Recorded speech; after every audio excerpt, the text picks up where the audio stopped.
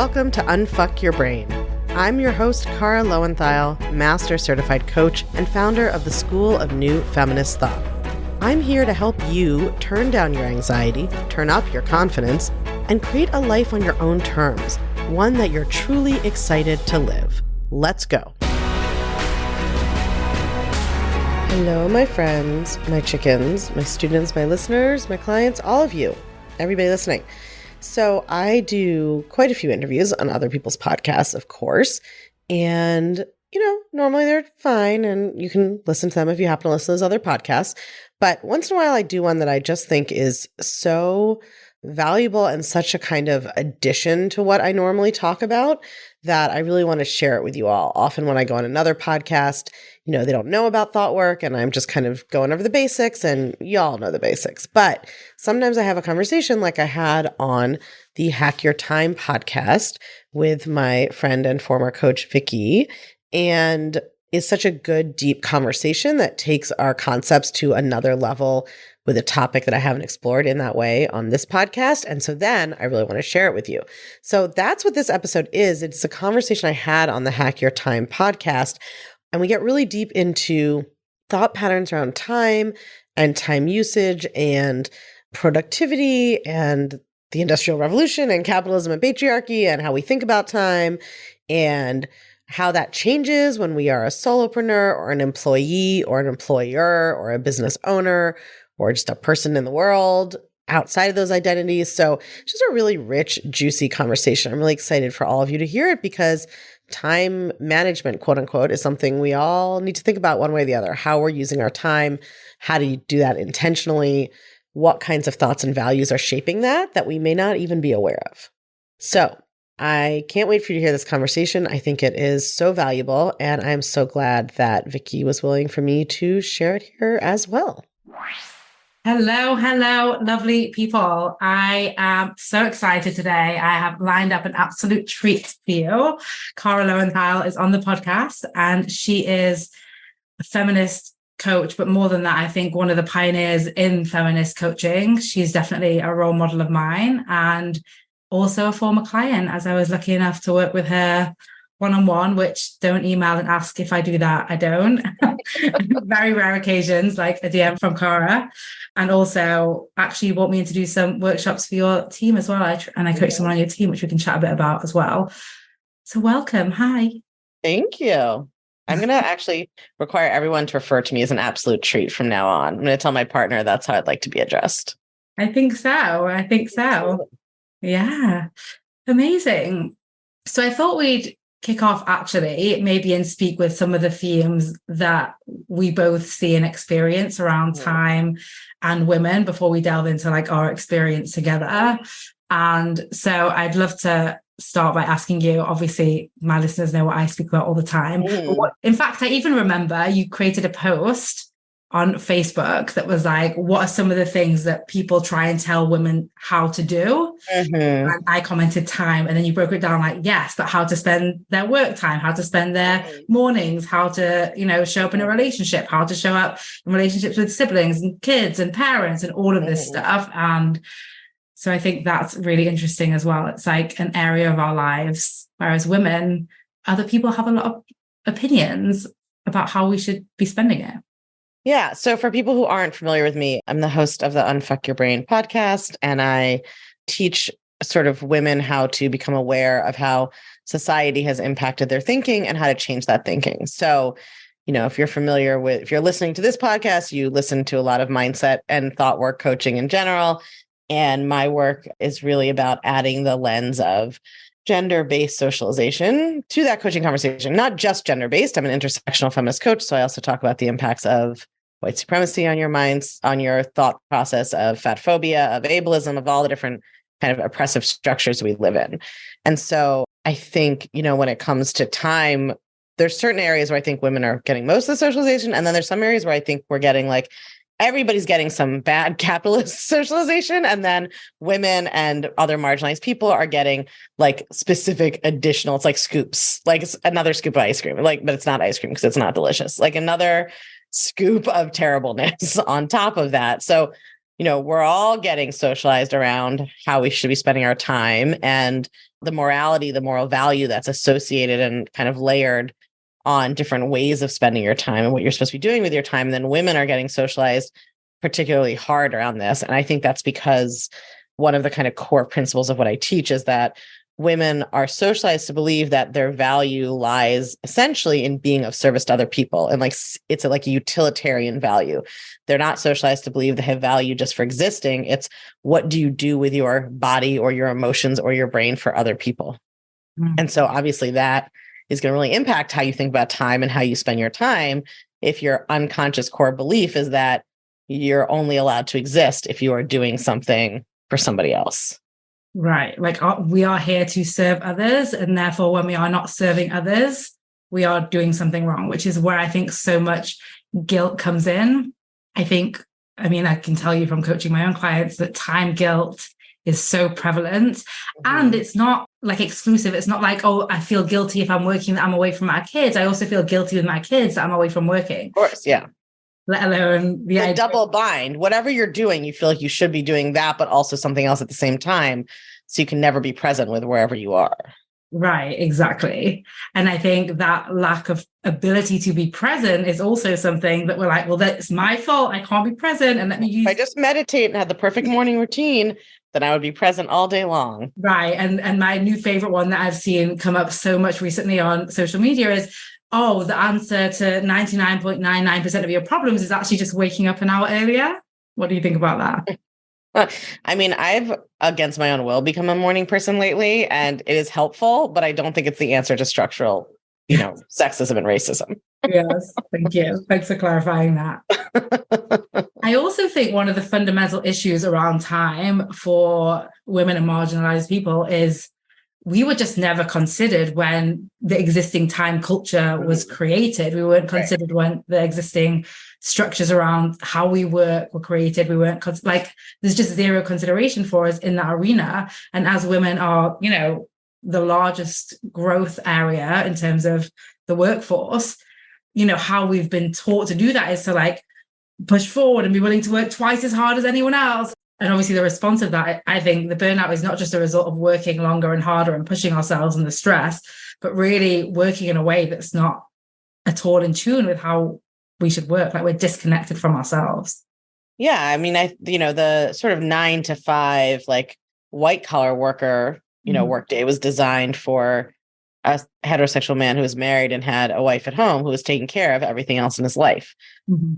So to try to do that and then do everything else in your life as well, it's not how it was designed. I think in the way that time and work were designed cross genders for blue collar workers and in the factories of the Industrial Revolution was also not compatible. People used to live in dormitories and go to the factory 12 hours a day and go home, which we're not trying to emulate that. But even there, it was not designed for what we're all trying to do, which is somehow work an 8 to 10 hour day and also run our own household and take care of kids and have hobbies and have friends and have a million other things. So, I think for me, it's very hard to talk about the problems with time without talking about capitalism and the sort of late stage capitalism that we're in. But that also is complicated by the fact that most people who haven't studied anything about this conflate things. So when we talk about capitalism here, we're not talking about barter or basic commerce, which, every society has had since the beginning of time, because you have too many eggs and I don't have a blanket and we need to trade, right? Even having currency, it's not just barter. Having a basic currency, that is sort of commerce. That's not the same as capitalism, which is about scale and exploitation of labor. And so capitalism is inherently ever expanding. There's no a barter system or even a basic commerce system can just stay the way it is and just exist in perpetuity. It doesn't really have to get bigger or smaller or change. But capitalism, the way it's designed, is that you always have to keep growing and maximizing profits. And so there's more and more pressure on time and resources. And I think, we are all caught up in that. And then in America in particular, and it's interesting because you and I have different kind of, backgrounds, but in America, I think it's very hooked up with kind of the Puritan origins of a lot of our culture and our social discourse, which is that, working is virtuous and laziness is sin and idleness. And, the devil finds work for idle hands, like all of this. And I grew up Jewish, so I was like a little exempted from this, but the Jewish immigrant mentality in, New York is not chill either. Like there's a lot of hard work pressure there too. I've now made like 17 points in this comment, but I think that one of the things that I find most powerful about coaching around these issues is that people have never questioned the idea that like that lazy exists and is bad, or that being productive is not inherently good. Like people don't even see that level of moralism that's baked in. Yes, I actually spoke about this once somewhere about how the definition of lazy actually means choosing not to do something.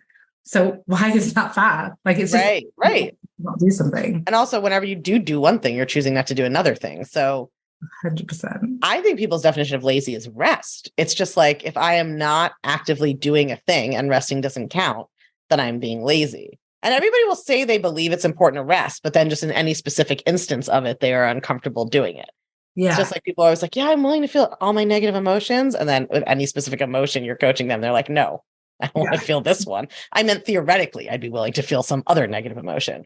So we're all like, yeah, theoretically, I think rest is important, like for other people. And so at some point I should rest, but I certainly can't rest now because I have too much to do and it would be lazy and it's not productive, So like that kind of, there's a meme going around right now that's like, it's so wonderful to be here relaxing. Also me, I wonder if I could relax more productively. And like, that's funny. We all had that thought. Yes, it's a huge thing. And it's funny because I remember my mum was saying, like a few weeks ago, I said, how was your day? And she goes, it's good. I got a lot done. Of course. Yes. Right. And it's like just thinking versus, I had a bad day. I didn't get anything done. Yes. My partner's like that. I mean, I spend so much time with coaches that like, then you start spending a lot of time with somebody who comes to you. Now he's been coached, but it comes to you fresh. And it was like, yeah, I feel really guilty. I like didn't get enough done today. And I was like, oh my God, I forgot that that's a way people are running their lives. Like we got to talk about this. Right. Yeah. And even, I mean, the idea that's come up recently in my coaching community is this like guilt around doing nothing. And one of the things we've been speaking about is like, it's literally impossible to do nothing. Even as you sit still, lie still, eyes shut, like your body is literally working to keep you alive. I just think the guilt is such a fascinating thing. Like feeling unproductive. I'm like, okay, you didn't produce something, you feel unproductive. Fine. Guilt is like, by not doing a work task, I have morally sinned. Like that's what guilt is. I have committed a moral wrong. I have done something that is immoral by not doing this work task. Like, it's like, you didn't send an email, Janet. You didn't murder someone.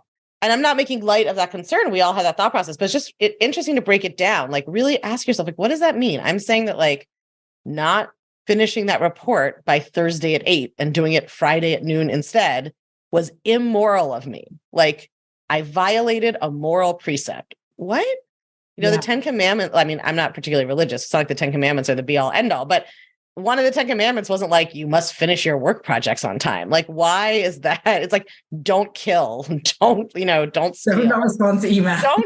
Don't kill, don't steal, and don't ever have a day you take a nap. Like these are not on the same level. Yes, absolutely. And one of the things that I think is we've been programmed to think to be producers or consumers, and when we're not either of those things. Because, for example, I think it's, fine society in terms of our society to be consuming, right? It's okay to be consuming, whether that's like 17 videos on YouTube or 17 pairs of shoes online. Right, you can go to the movies because you're going to spend money on a ticket and popcorn, or you can like go play golf and because you have to buy a bunch of stuff to do that and then be at the country club.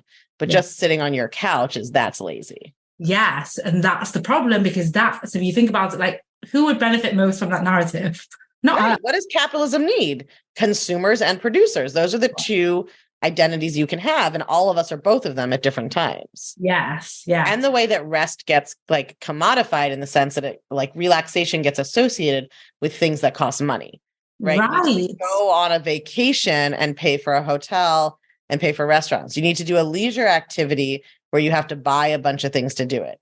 You're right. You always have to be you have to be performing production or consumption all the time. Yes. And that point that Cara's just made is actually huge because I'm seeing this more and more in terms of, and even if it's consuming like social media or blogs or like how-to guides or whatever. So it's like money, but just consuming information that other people can make money from. So I think that's a huge. Yeah, when you're scrolling on social media, you actually are. That's a funny way of thinking about it because people feel guilty about that. You actually are producing. You're producing data for Facebook and Instagram to mine and sell ads on. So you can think about it that way if you feel better about it. Yeah, exactly. There you go. And what's interesting as I'm thinking is like, I've never put this together before, but speaking to you, it's so clear. Like my background was in economics. Mm-hmm. So I'm like, oh, of course I've ended up in the time arena. It's so funny. Yeah. How you've brought it to me today. Well, because it's such a different resource, right? Money is a resource that you can it's more flexible, and time is really like, we have this amount, unless it turns out that, cryogenics works, like this is it. So how are we gonna spend it? How are we gonna create, it's a different thing. If you are loving the podcast and what you're learning here, then you are going to absolutely die for my book, Take Back Your Brain: How a Sexist Society Gets in Your Head and How to Get It Out. I truly believe that this book became an instant national bestseller because it is so concrete and actionable and illuminating, so that you actually are learning why your brain is the way it is and you're learning how to change it. I wrote every single word myself. I read the audiobook myself. So if you are loving the podcast, you are going to love the book. And the book is really a one-stop shop for how to understand exactly why your brain works the way it does and how to actually change it. You can get it wherever books are sold, and you're going to be able to take this work so much deeper and learn so many new concepts and tools and exercises that aren't part of the podcast, because that's how publishing contracts work. That I just know that if you love the podcast, you're going to love the book too. Totally. And then another thing I wanted to speak to you about is because you have a company. So it's interesting for us to speak about for women and for individuals and also for business owners and managers. Like, how is it managing that? Like when you're creating my time, or how I think about time management for my employees, or your employees, how you think about it? I think this is a complicated area, primarily because, especially as you're scaling a business, you kind of can't be everywhere and have your eyes everywhere. And I feel conflicted around this. And that's sort of like trying to function in like one kind of world when you're trying to operate a different way. But then you also, not everybody who works for you necessarily, first of all, not everybody who works for you is going to operate the same way you do. Like, I am somebody who is a sprinter, gets a lot done in a short period of time. Some people are not. Some people are like marathon walkers. Some people really need structure and accountability to get their work done. Mm-hmm. And so it would be nice to be like, well, it's utopia. I don't know what they're doing. They just create the results and I don't care where and when, and I don't know anything about it. But I recently had an experience with somebody on my team where I had relaxed my sort of requirement for employees at a certain level to basically for me to know what they were doing all the time. And it really turned out that we had redundancy on the team and there shouldn't have been two jobs. So, that was the downside of that. So I don't think it's an easy answer. I would like to be able to say, that we have, that because I'm a full convert to the time hacker method, we have no structure and people just have job responsibilities and they do them in the middle of the night from Hawaii and it's fine. You're also in a business, when people are on a team, they have to be able to communicate with each other at certain times. And they have to, we had a great application for a job recently from somebody who lived in New Zealand. And I just was like, you're not going to be awake when the rest of the team is awake. And there might be some, if you were just a graphic designer who just sent things in, got feedback, maybe that would work. But for this position on the team, you need to be able to come to meetings. So this is just not, you run into, I think, more complicated areas. But I think for me, the thing I find the most helpful is really when it comes to looking at what my employees are doing and coaching them and being able to be like, okay, why is this taking so much time? You must have some thoughts happening. Let's talk about what are your thoughts here, right? Why is it 6 hours for this half-hour task? It's not because you're lazy or stupid. It's because you have some thought about how you're doing it or what you're supposed to do or how long it's supposed to take. And so I think all of that coaching as an employer is really important. So you do have to clean up your own stuff, but I think you also have to be realistic about different jobs are going to operate different ways and different, you and I have talked about the example of I don't know, if you're a bus driver, it's well, you can't, you really got to drive that route. The kids got to be picked up from school at a certain time and dropped off. So we can't just be drive as fast as you can and do the route as short as you can and have more time off. Like you have to be kind of realistic about how the time has to work for different jobs and what different employee work styles need. And, I think so much of business advice is just people are like, I don't want to have to use my discernment and like figure out a bunch of different things. I just want one rule to apply. And there generally isn't one. Yeah. And I think you're exactly right. I think sometimes the issue is companies looking to solve the like time issues that arise, like bring in a trainer who teaches like time boxing, and that doesn't work for everyone. And it's not a one size fits all. It really is about deciding as the manager, as the head, like what the priorities are for the different roles and communicating that as you're recruiting. It's very hard as an entrepreneur because usually if you have created the company, you have a very different work style than the kind of people who want to work in a company. 100%. Like you did this to yourself because you didn't want to work in a company. And then you're hiring people who do want to work in a company. So you have like a very different set, it's not a one size fits all. And like learning how to think in those two different ways is challenging. Yeah. And also I was speaking to a CEO recently, and he was saying like he thinks a lot of his success is one of the things we talk about in time hacking is like showing up with fear and like, not looking to like feel amazing about everything all the time. But that's like a very much a founder CEO personality trait. Right. And not necessarily for employees, and understanding that like our priorities are different, how we think is different, how we operate is different is huge. So I love that you shared that. Yeah, which is so important. Like I need somebody on my team who loves processes because I do not love processes. I mean, I'll follow it once we have it, but I don't want to make it up. Yes. I just hired a director of operations and I'm like, oh, this is so like delicious. Not just, oh my God, it's so good. You get a good operations person and they just like, they're like, here's the spreadsheet that I've laid out perfectly for you. And here's how it'll work. And you're just like, I'm just going to go down this yellow brick road. This is amazing. Yes. And I think it's hard actually, because I know a lot of people listening to this probably are also solopreneurs or coaches or whatever. And I think it's also hard when you're building the business as a one person or maybe even supported by a VA. It's really hard because there are so many things you are doing that are not in your skill set. Yeah. Yeah. You're like the head of customer service and the head of marketing and the head of vision and the head of even now I have 12 employees and I still do at least 3 jobs in the business. Yes. Right. And it's like, I think especially, and probably even for you now, but for that person, like, what is it that you are letting take longer? Or what is it that you are making take longer because of your thoughts about it versus like, it's actually just a 5-minute job or a 10-minute job. Right. I mean, I couldn't do 3 jobs if I wasn't able to do things faster than most people are able, or most people believe they can really, or like if I wasn't comfortable with, doing one draft and being like, okay, that's it. That's what we got. Right. So letting go of that perfectionism. I mean, I came from being a lawyer and I've coached a lot of lawyers and even coached a lot of lawyers who turn into entrepreneurs. And it's a big transition because as a lawyer, your training is basically, if you make a mistake, it's malpractice, right? Like everything has to be perfect. And if there are mistakes, like not only do you lose a case, but you can be sued. And so to go from that to being an entrepreneur where you're like, I don't know, it looks basically okay out the door is like a really different mindset. And it takes a while to like shift through that, I think. And so going from the habit of like quadruple checking everything and having 4 pairs of eyes on everything, right, until being an entrepreneur it's a big mindfuck. It really is. And a few of the things that you brought up, a few of the things that came up when we were coaching together, you mentioned like sprinting. And I think like a lot of people, when I first speak about it, they're like, oh, the Pomodoro method, which I think is like 25 minutes on, 5 minutes off, which is like, I mean, it's like, that, but only 3 times, then you're done for the day is really more.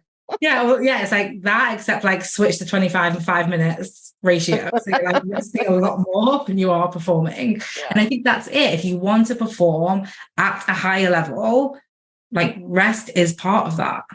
I think rest is part of that. I also do believe pretty strongly in the premise that it's not the action that burns you out. It's the thoughts and feelings behind it, because you can be working on something that you love and feel amazing and work 12 hours and not be upset at all. And you can spend 90 minutes on something that you have terrible thoughts about. And at the end, you're so burnt out, you don't want to do anything else for 3 days. Right. So I think it's not the work that burns us out. I mean, to an extent, obviously, like, my sister-in-law's a medical resident, like that is an insane schedule. People are not sleeping for 3 days. Like that is biologically problematic. But for a lot of us, it is that like, what is your thought and feeling behind it? And what is the kind of energy experience you're creating when you're working. But yeah, I mean, you and I worked a lot on coming to terms with the fact that I am more of a sprinter.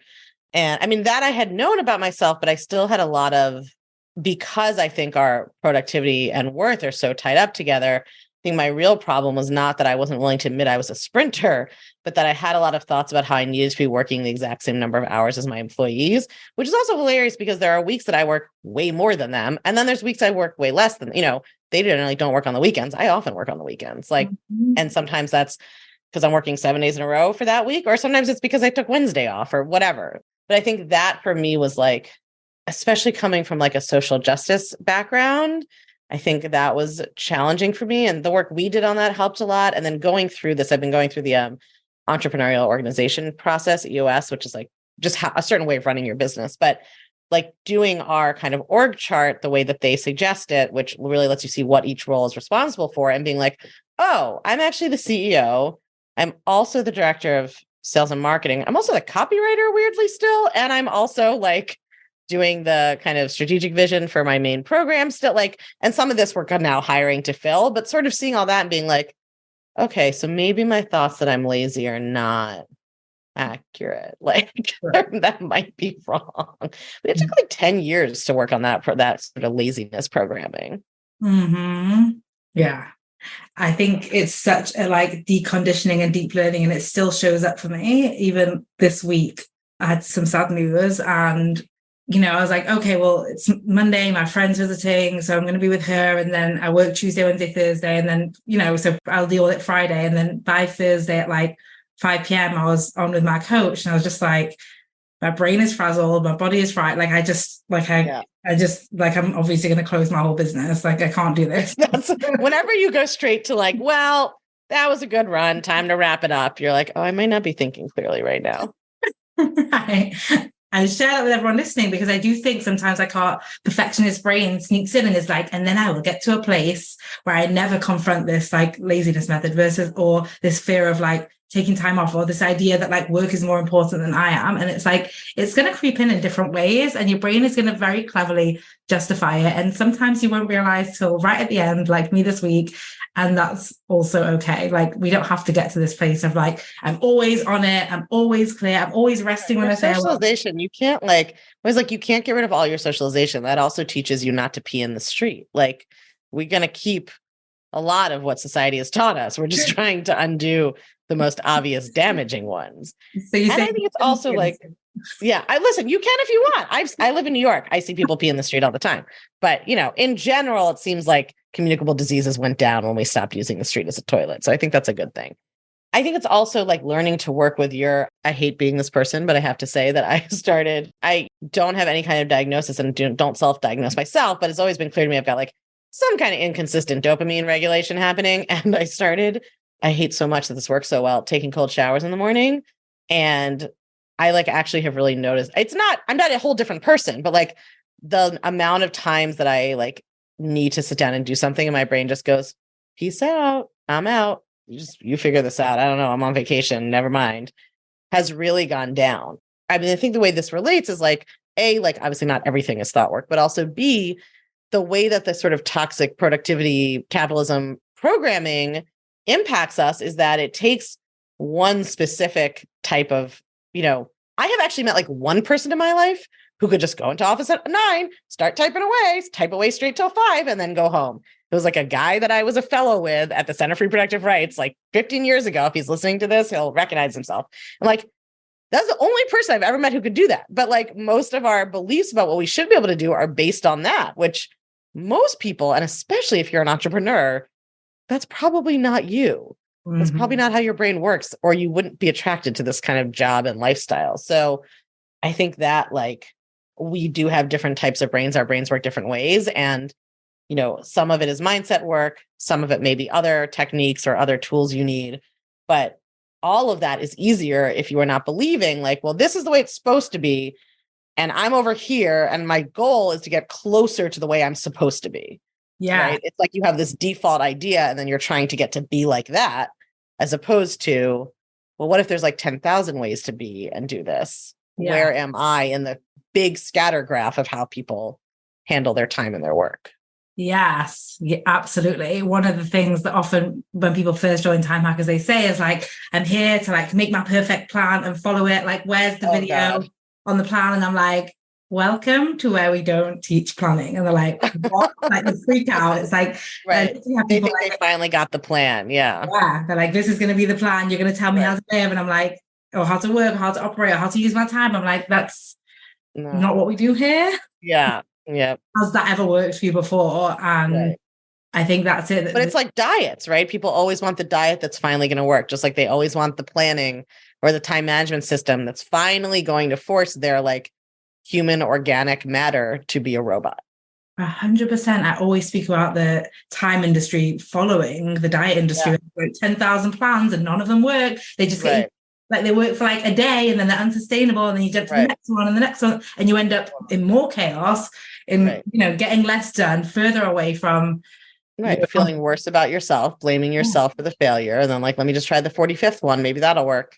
Right. And it's like, this one's definitely going to work. This one's the one. And Yeah. then, oh, well, there's something wrong with me. And then I'm going to retreat and hide away and just shame myself and maybe not go for my goals and go for what I want because clearly I'm the problem because this person said that like following this 3-step morning or 13. If I just get the little tomato timer, I'm just everything will be fine. Right. This is like, I think about a big thing that I've been speaking about recently is as I'm doing more of like the B2B coaching is time tracking, right? And this idea that like time tracking is the answer to remote work. And it's a tool, but also it's not a tool. Like if your people are regularly time tracking, that is time they are spending not doing the work. And what do you do with that plan? Do you use it to berate them? Like it's kind of like the stick method of like, we're watching you, so you better not fuck up. And then what people end up doing is lying in it, misusing it, getting to the end of the day and you're like, oh shit, I can't even remember what I did. And just like it promotes disloyalty and essentially like a lying culture versus like, hey, if you, and it sounds like you do this, of course, but hey, like there's a reason you're not getting things done. Let's solve for that. Right. So, We do, yeah. I mean, we do use the sort of Monday hour, 1 hour done sort of tech, like, which to me, the big value of planning on a calendar, what you're going to do when is just information. Like a lot of people just don't have any kind of system. yeah. Like I watch people where it's just like, what are you doing? And they're like, I don't know. I did write a to-do list yesterday, but I don't know where I left it. And then I think, well, my email has 37,000 emails in there, literally. So I guess I'll look at my email and see what I'm supposed to be doing. Like just, it's just like total chaos. Right. Yeah. And I think people like us don't really understand how many people are operating that way because that's not how my brain works. And I'm very organized and like, I don't, but I have my partner, I have friends, like the amount of times that I look at somebody's phone and it's like 37,000 unread emails, 146 unread texts, no system. And so I think for me, like it's sort of, it's not time tracking, it's like time planning. But one of the ways it's helpful for me as a boss, a lot of us have unrealistic expectations of what other people can do with their time, right? Both because like when we did everything, we weren't doing it at the scale that these people are, right? So in our mind, it's like, well, I used to do the customer service and do the sales calls and it's like, yeah, because you had 12 one-to-one clients and now you have a membership of 3,500 people. So your customer service person is dealing with 3,500 people, not 12. Right. Like, so I like, for me, it's actually been, I think people think of it as like, well, it's for your benefit and looking at your employees, but it actually is very beneficial to them because I can see like, oh, these people are doing a full-time job. This is what they're doing all the time. Like as you grow, you have less insight into what's happening on the ground. And I do think a lot of the conflict that I see entrepreneurs having with their employees when we're at this stage of like, you have 3, 5, 10, maybe 20 employees, is like not knowing what they're doing really day to day, and then thinking that they should be able to do more and not being realistic. And, this way, like when my team comes back to me, it's like, well, you want this thing, but it's not realistic. They can be like, look, this is what we're doing. This is what's on the calendar. So where do you want us to do it? Whereas before it was like, they say they can't do it. And I'm like, I'm sure you have time. You can find some time, right? And it'll take a little while. I just put it in a crack somewhere. Like, because as an entrepreneur, that's how we are. We're like, okay, well, I'll just do it on Saturday, or I'll just squeeze this in, or I'll just, So I think like any system, it's like, what are the thoughts driving it, right? Like any action. There are people who like give their employees complete, say of how they spend their time on everything because they don't want to supervise. And that doesn't end up good for the organization either, right? When you're just like, oh God, I don't want to think about it. You just do whatever. Let's hope this works out. Like, so I think like anything, it's, what's the thought and feeling driving your decision is going to come out. If you don't trust your employees, then that's going to come out whatever system you're using or no system, and vice versa. Yeah, I think that's it completely. It's like, is there trust driving it? It's like any relationship, right? What's driving that relationship and what's driving the decisions that you make behind it? Right. Like if you're texting your partner, when are you home? Because you're excited to see them and they know that's why, it comes across and it has a very different result than if you're tracking their movements because you don't trust them and they know that's why you're texting them. Right. That's a great example. Also, one of the things that you spoke about just now was emails. And I do want to speak about it because I know that you also operate on very low inboxes. I literally, all of my inboxes are clean, but I was a 10,000 email person. And I'll be honest, I do still have a spam account for when I like sign up for things that like I don't really want to hear from. And they just go straight there. That's part of it. But I even clean that one out. I understand I'm not normal, but it's just... Really?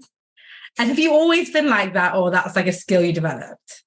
That's a good question. I mean, I grew up before email was very popular. I'm 40. So we didn't really start using email regularly probably till college. I mean, we had a computer when I was in like middle school and high school, but you called your friends on the phones, when you were 14, 15, 16 still. No, I think I've always been like that. I mean, I did read when I was clerking, a friend of mine introduced me to like David Allen, the Get It Done method. And a lot of it didn't work for me. Like part of my interest in coaching was me being like, okay, but this assumes that you have like basically no procrastination, avoidance, or emotional drama about your work. So what human is this for? Like if you have none of those things, then you don't even need a system. You would just do it. So that part, for those who don't know David, his like old system, I don't know what he teaches now because things have changed so much, but this was back when people had fax machines and you didn't have a computer in your phone, and, you didn't have a phone in your pocket all the time. And his system was like, part of it, the part that I thought didn't make any sense if you were a human, was like, well, you just, have your priority list and you just do the things whenever you're at the right context for them, like you're at your phone, you're at your computer, whatever. That part didn't work. But what really resonated with me from his work is that when like your email inbox is full, you are using up so much brain power to constantly be scanning it and try to see what's in there and look at like that you are sort of forcing yourself to make decisions over and over and over. And that's a huge waste of your time and your mental energy. That like basically because you don't process it into tasks, instead you are using processing power every single time you go in there to be like, okay, what's in here? Oh yeah, there's the email from my lawyer that I never emailed. Now I'm thinking about whether I signed the will documents yet. Oh, there's the email from the tire place. Oh, there's the email from my butt. Like, so that was really powerful for me. And I think that's when I really started being like I'm not fully like, I used to be more fully zero inbox as my life has gotten more complicated. Now there's probably like often 3 or 4 hanging out in there I really haven't dealt with, which I need to. Part of that has just been like integrating now that I have a bigger team, like what system we use in the team. And then I've got my personal, it's just like I'm no Rachel Hart, who is the perfect, is the truly the most organized person I've ever met, the Take a Break podcast host. But I think that was very powerful for me because I could just really see it. I was like, I could look at my email and be like, oh yeah, he's right. Like I can feel my brain doing this right now. And I can see how that's so inefficient. Yes. Right. I think the same with to-do lists. It's like the exact same thing. Like you can write it all down, but every time you look at it, you have to make so many decisions.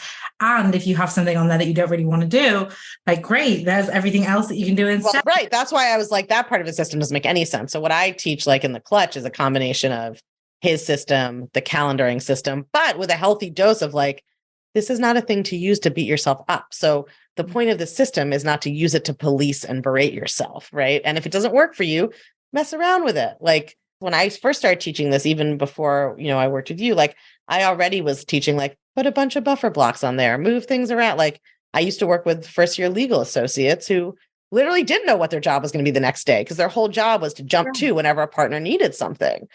And so having like a flex, for me, it's really like flexible structure. It's like, here's the general principles that I recommend, which is like, don't use your email inbox as your to-do list. And, don't like, these are things that will drain your brain no matter who you are, because they're just inefficient. Mm-hmm. Like leaving your fridge open, whatever you're eating, it doesn't matter. Things are not going to keep well in there if the fridge is open. So it's like, here are general principles that really have to do with how anybody's brain works. This is not good for anybody. And then beyond that, it's like, modify things to fit your brain, your work style, all of that. But the most important thing is always how you're talking to yourself about what you're doing. That matters more than anything else. 100%. And how you're talking to yourself about yourself. That's the number one driver of time. That's the number one driver of time wasted. That's the number one driver of time inefficiencies. And that's the number one driver of what you do and don't get done. Mm-hmm. Amen. Yeah, it's funny as I'm listening to what you teach and what I teach is it's kind of like mine's the top down and yours sounds like the bottom up. That's how I approach coaching though, because I really teach I have always found that for coaching, at least if we coach from the top down, it's nobody feels worthy. I know, it's sort of people come in, they're like, I have low self-esteem. And I'm like, okay, what did you do yesterday? Because if you're experienced at coaching, you can start with bigger picture thing. You might realize, oh, I have this belief about money. I'll start shifting that. It's big picture. Mm-hmm. But for people who are just beginning, given a lot of people have been to talk therapy, a lot of people are on the social media, pop psychology. There's just people are thinking a lot at an abstract level that is not translating into any actual cognitive change or emotional change. And so, yeah, I am a big fan of in my coaching work, it's okay, but I understand that you hate your body and you've always hated your body and you never, blah, blah, blah, what did you say to yourself this morning when you got dressed? Yeah. Let's work on shifting that thought. Yeah. So, yeah, I think I am it is a funny thing about me. I'm a big picture thinker, but when it comes to implementation, I'm really start small, build up.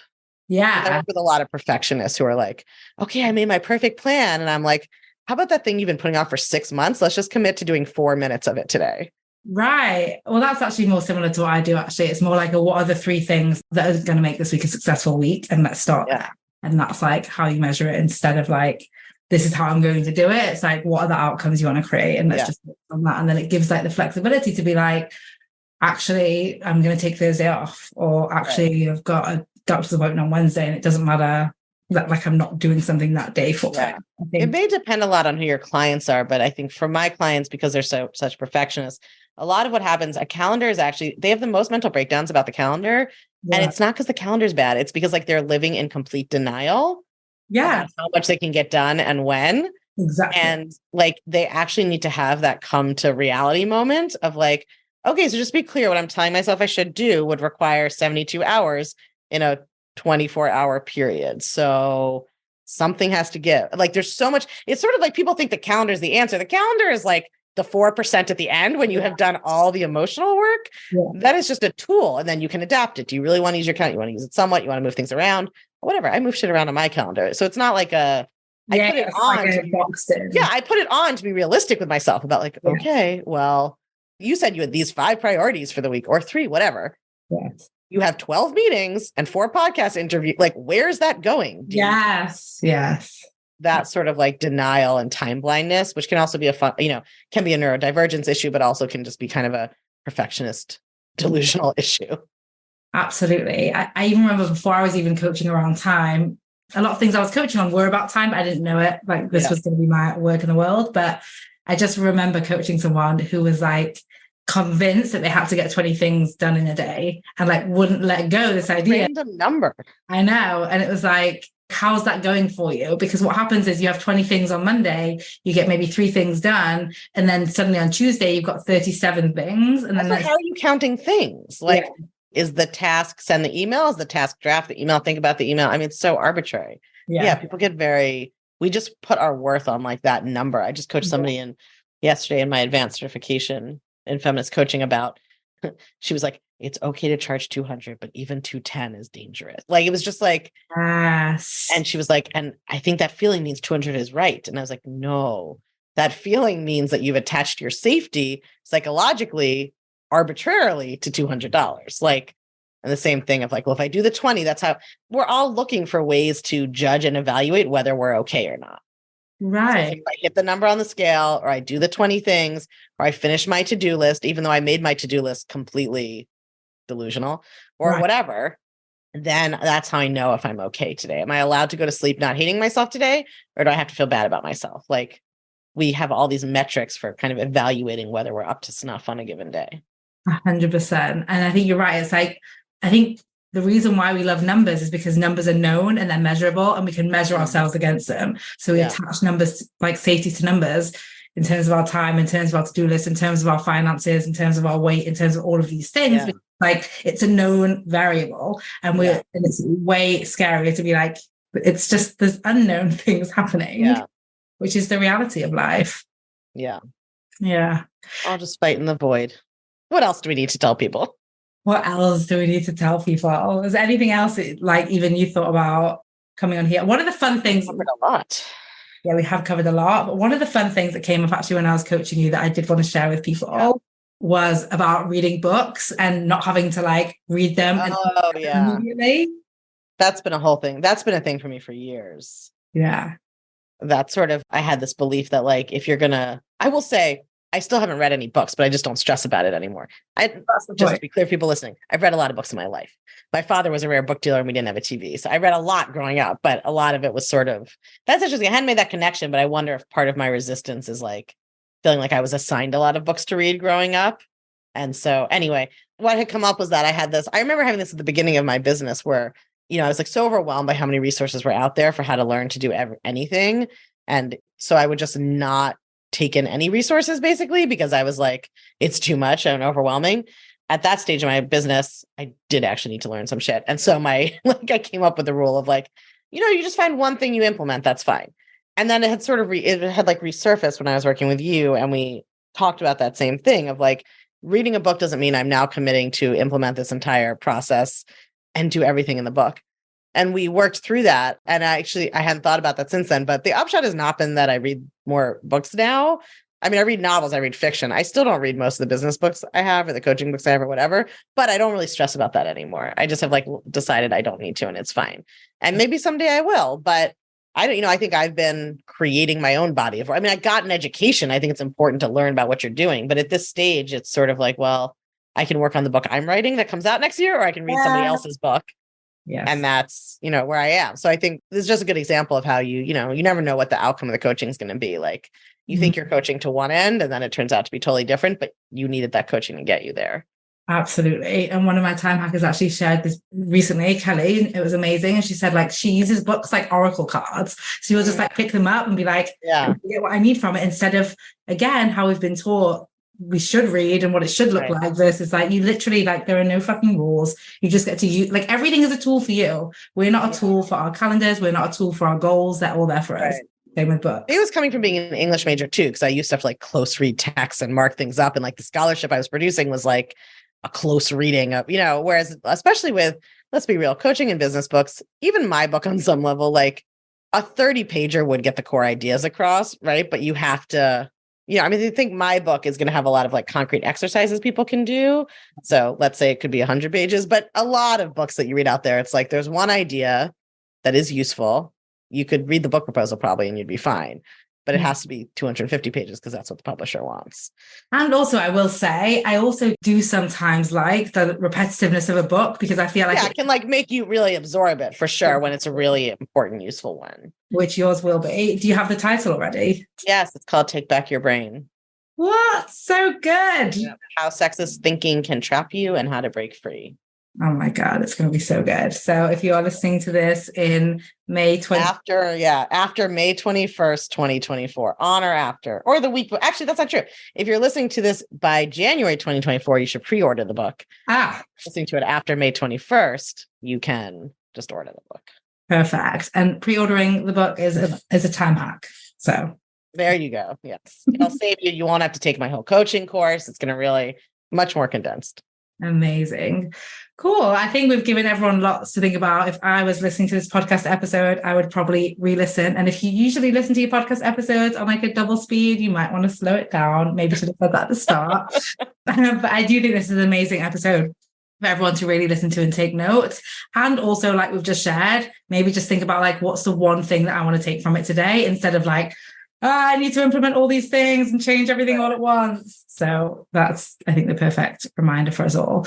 So let people know, I mean, you kind of teased during. Unfuck Your Brain is my podcast. You can find that anywhere you get your podcast, or go to unfuckyourbrain.com. And all my social media handles are Cara Lowenthal, which is a beast to spell, but I'm sure will be on the show notes here. It'll be on the show notes. Also, at this point, my SEO is good enough that if you butcher the last name, you'll probably still find me. That's ARA, and then some version of Lowenthal will get you where you need to go. Perfect. That's why I went with Vikki Louise instead of my surname, because no one can spell it right, including me. Yeah. Cara Ann just had a real Southern sound that I felt like probably wouldn't work as well. Amazing. Thank you. Well, thank you so much for being here. We will get all the links in the show notes. Great to see you as always. And this was an amazing episode. So hope everyone enjoyed. Thank you. If you're loving what you're learning on the podcast, you have got to come check out the Feminist Self-Help Society.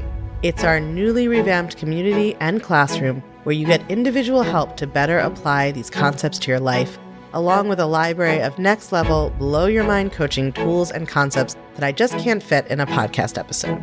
It's also where you can hang out, get coached, and nerd out about all things thought work and feminist mindset with other podcast listeners just like you and me.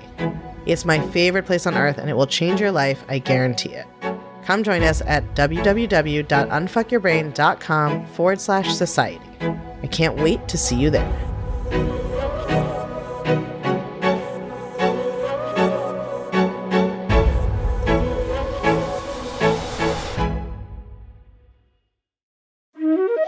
Did you know that Take Back Your Brain, my first book, is available on hardcover, ebook, and audiobook? And I read the audiobook myself. So if you love the podcast, you are going to want to make sure that you get a copy of Take Back Your Brain, How a Sexist Society Gets in Your Head and How to Get It Out. It is everything you need to understand your brain and change your brain, start to finish, in one book. It is available wherever books and audiobooks are sold. And if you love it, all I ask is that you please leave us a review on Amazon or Barnes & Noble or Goodreads, wherever you get it from or wherever you share your thoughts about books. Those reviews really help the algorithms boost the book, show it to more people, share it, keep the book circulating longer. And we all know that every woman in the world needs to understand how to change her brain, not so that she can think what I want her to think, but so that she can decide for herself what to think. That's really what all of this work is about. That's what all of us are doing with the podcast. And that is now what the book is here to do as well.